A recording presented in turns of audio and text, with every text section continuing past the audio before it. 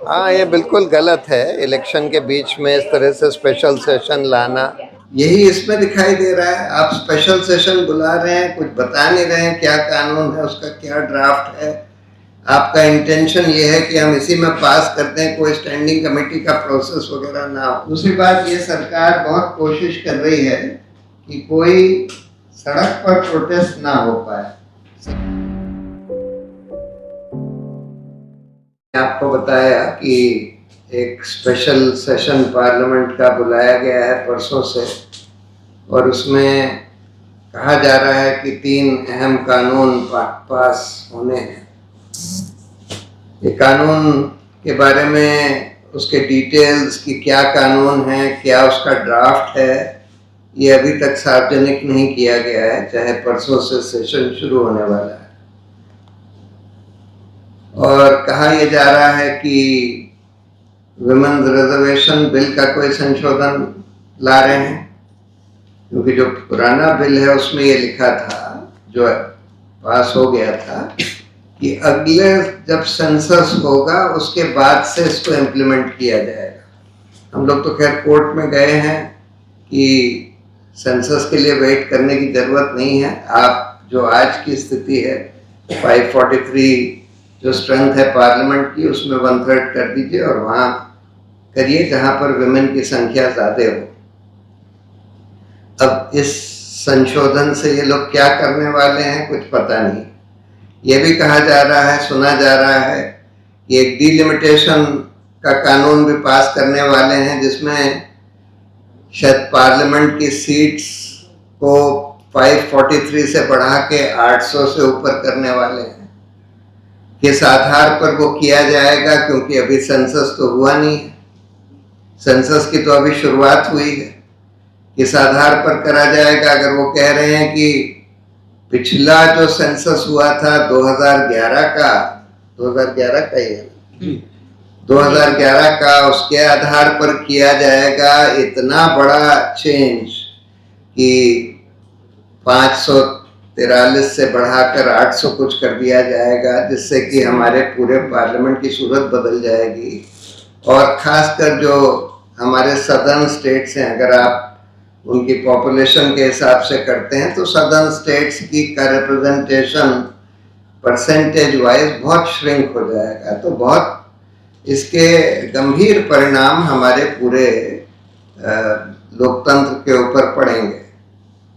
अब सवाल ये है कि इतने अहम बिल, इतने अहम कानून स्पेशल सेशन बुलाकर और बगैर किसी पारदर्शिता के, बगैर कोई प्री लेजिस्लेटिव कंसल्टेशन के, बगैर उसका ड्राफ्ट सार्वजनिक करे, क्यों किया जा रहा है? यही दिखाता है। और देखिए, पहले तो ये होता था कि इस तरह के जितने अहम कानून आते थे सब सेलेक्ट कमेटी को या स्टैंडिंग कमेटी को भेजे जाते थे कि वहाँ पर पूरी चर्चा हो सकती है। जो बाकी स्टेक होल्डर्स हैं जो पार्लियामेंट में नहीं हैं, बाकी जो एक्सपर्ट्स हैं, वो भी आकर अपनी बात उन कानून पर रख सकते हैं। लेकिन कुछ साल से ये मोदी काल में ये हुआ है कि बहुत सारे अहम कानून, बहुत अहम कानून स्टैंडिंग कमेटी तो छोड़ दीजिए, पार्लियामेंट में भी बगैर डिस्कशन के पास कर दिए जाते हैं और पार्लियामेंट को एक तरह से बिल्कुल फार्स बनाकर रख दिया है। देखिए, आपके पास मेजॉरिटी चाहे हो, लेकिन उस पर डिस्कशन का मौका तो होना चाहिए। ये तो होना चाहिए कि जो ऑपोजिशन के लोग हैं या जो भी लोग हैं अपनी बात वहाँ खुलकर पूरी रख सकें, खासकर जो इस तरह के अहम कानून हैं जो हमारे लोकतंत्र के जड़ तक जाते हैं।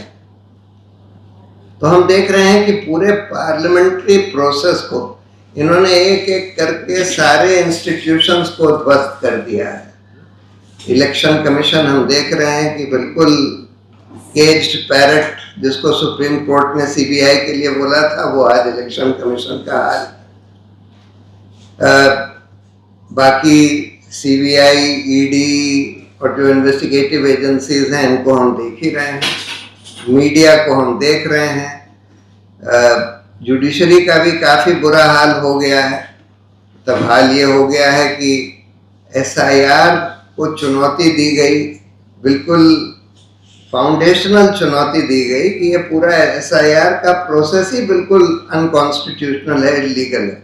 लेकिन उसको बगैर तय करे इस तरह का, इन माय व्यू, बिल्कुल इलीगल प्रोसेस को आगे बढ़ने दिया जा रहा है, उसके आधार पर चुनाव होने दिए जा रहे हैं। और अब हम देख रहे हैं कि पार्लियामेंट को तो बिल्कुल ही ध्वस्त कर दिया गया है।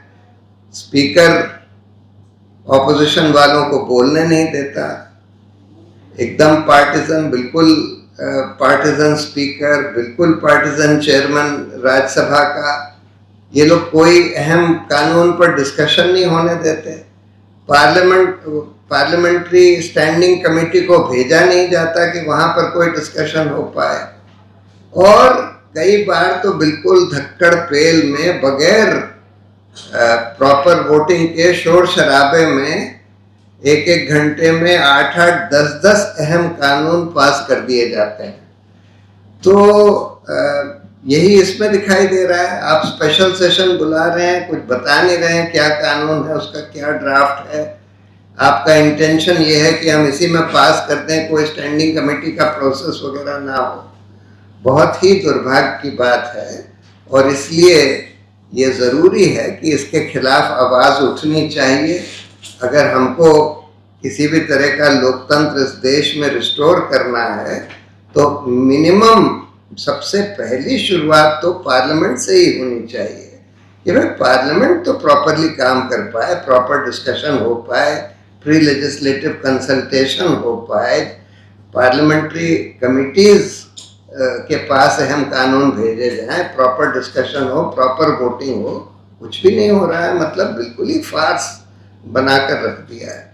तो इसलिए ये अच्छी बात है कि इस अहम मुद्दे पर ये प्रेस कॉन्फ्रेंस रखी गई है। और लेट अस होप कि इस धक्कड़ पेल में, वैसे तो खैर इस सरकार से कुछ उम्मीद करना बेकार है, पर फिर भी वी कैन ओनली होप कि इस तरह से धक्कड़ पेल में इस तरह के अहम कानून पास ना किए जाएं और कम से कम कुछ पारदर्शिता, कुछ डिस्कशन वगैरह इस पर हो पाए। ये जो सवाल है कि इलेक्शन हो रहे हैं 5 राज्यों में और उसके बीच में ये बिल स्पेशल सेशन में लाए जा रहे हैं, मेरी राय में ये बिल्कुल गलत है। क्योंकि ज़्यादातर MPs या बहुत सारे MPs जो हैं अभी इलेक्शन कैंपेन में व्यस्त हैं, तो इसलिए इस समय एकदम से स्पेशल सेशन बुलाकर और जल्दी जल्दी में बगैर किसी पारदर्शिता के इस तरह के अहम कानून लाकर पास कर देना, ये तो संविधान के संशोधन वाले कानून हैं। ये मेरी राय में बिल्कुल गलत है। आपका सवाल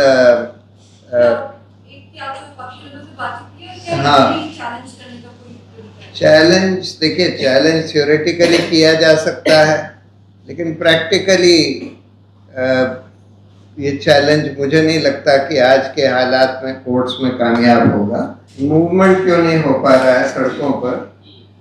देखिए इसके कई कारण हैं। एक तो खैर कारण ये है कि 2011-12 में जो लोकपाल वाला मूवमेंट हुआ था 2011 में, उसका जो हश्र हुआ, आम आदमी पार्टी बन गई, आम आदमी पार्टी एक आम पार्टी बन गई इवेंचुअली। तो उससे बहुत सारे जो यंग लोग थे जो बहुत आशा से घर के बाहर निकले थे, वो लोग अपने घरों में वापस जाके बैठ गए। दूसरी बात, ये सरकार बहुत कोशिश कर रही है कि कोई सड़क पर प्रोटेस्ट ना हो पाए। सेक्शन 144 लगा देती है, लोगों को जेल में डाल देती है।